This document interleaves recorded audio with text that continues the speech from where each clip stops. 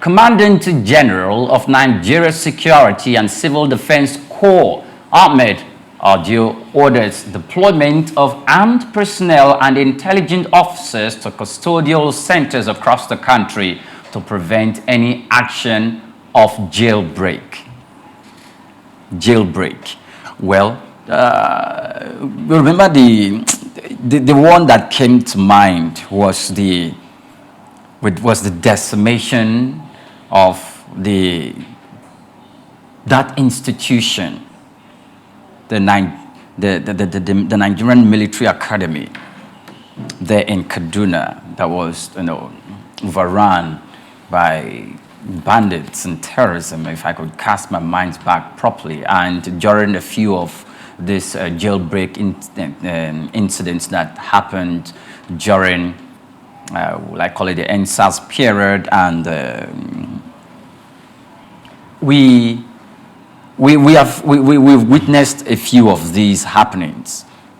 And when I see that it's the Nigerian Security and Civil Defense Corps that is actually making that statement, well, I hope he has the backing of both the military, the police, and all other security agencies to back them up, because I think I could call them toddlers as long as security and stemming the tide of terrorism, banditry, or criminal activities in this country is concerned. The NSCDC, I could call them toddlers compared to the Nigerian Army, compared to the Nigerian police and other security agencies. Making this statement, I like it, and I feel you should get the support of every other security agencies. For now, we've not had any jailbreak for quite a long time, I would say. But how do you perceive this statement and the purpose for which he was making it? Well, I think it's an institution of government. The government has empowered them to do some certain things, and making demands, I think, is just part of your routine as a person who is engaged to do certain things. Yeah, but it's also to look at it as what exactly are we doing? We have changed the name from prison to correctional center. Okay. And I don't know to what extent that our centers are actually corrective, because the big problem is not just the change of name. It's to act and see how those people that get into the correctional facility are deployed to be useful. We should stop moving guns around in public places, and I don't think that's decent enough, because in other civilized environments where things are happening, you don't see personnel carrying gun around except that there's a reason for it. So for me, and I think we are over-militarized as a country. Everywhere you go, you see people bearing arms, and I don't think that is how it should be. We need to deploy technology to solve most of our problems, and I think that is what it is. If I sit down, if you enter, for example, you have occasion to enter into a police station in the United Arab Emirates, you would think that you are in an ICT center. ICT center.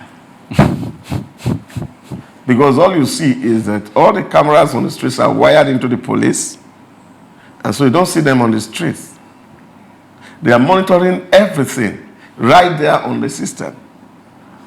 And you see army of them. Everybody is on the system. Everybody is doing something.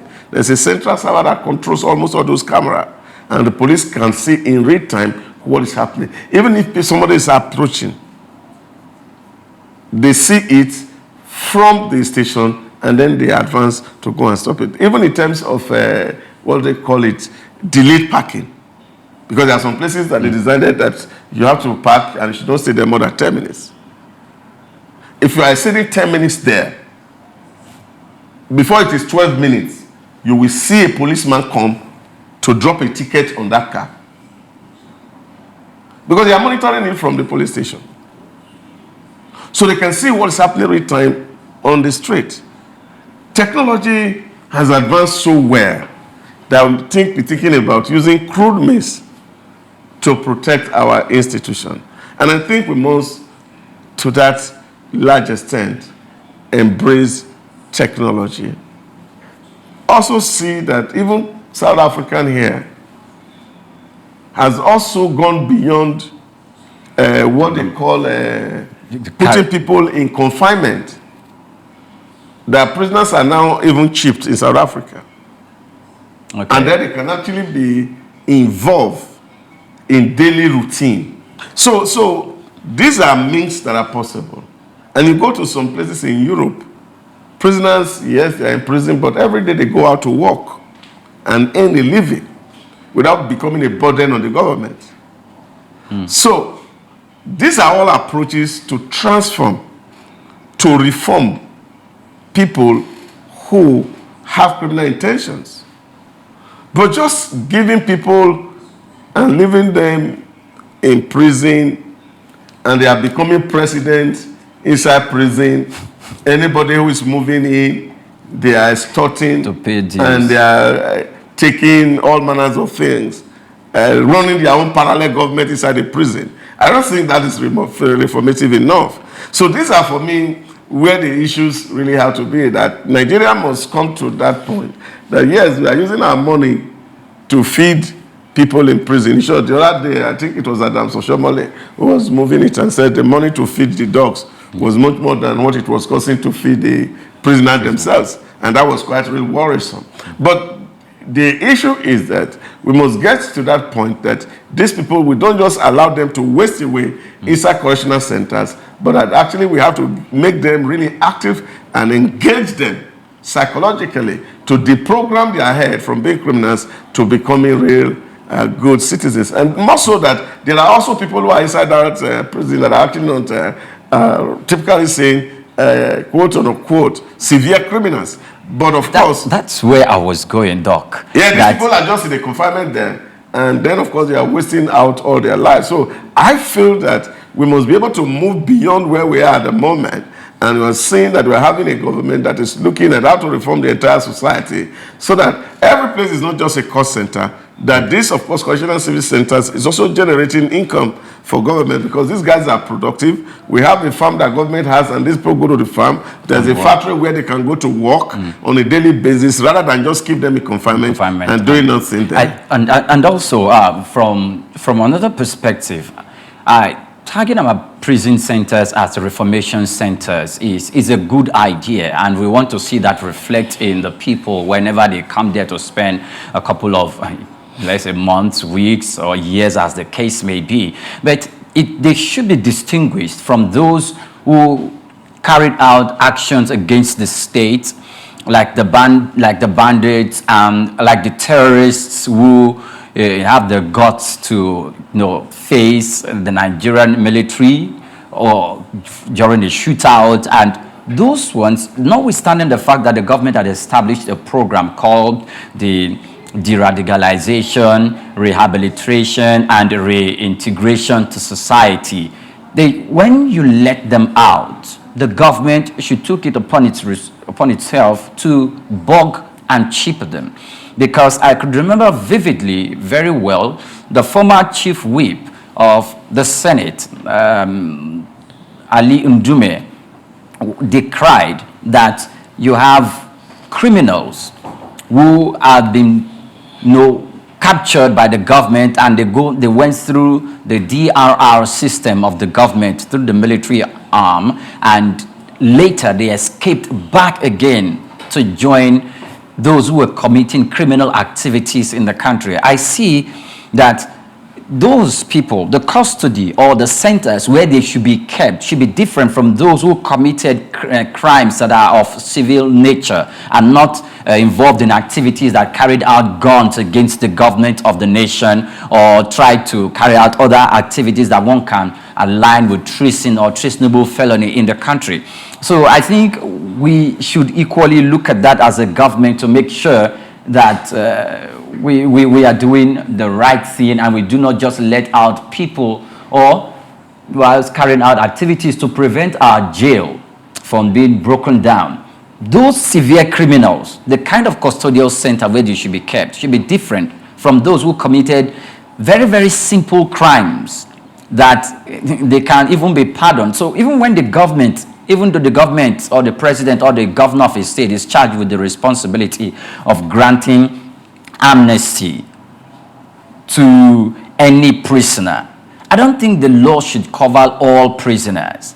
It shouldn't cover someone who carried a gun against the state. It shouldn't cover someone who went into terrorism to bombard our military formations or to attack our police officers or who must have engaged in other crimes going to release other prisoners from the jail system. I think maybe the legislative arm of government should take another look at that.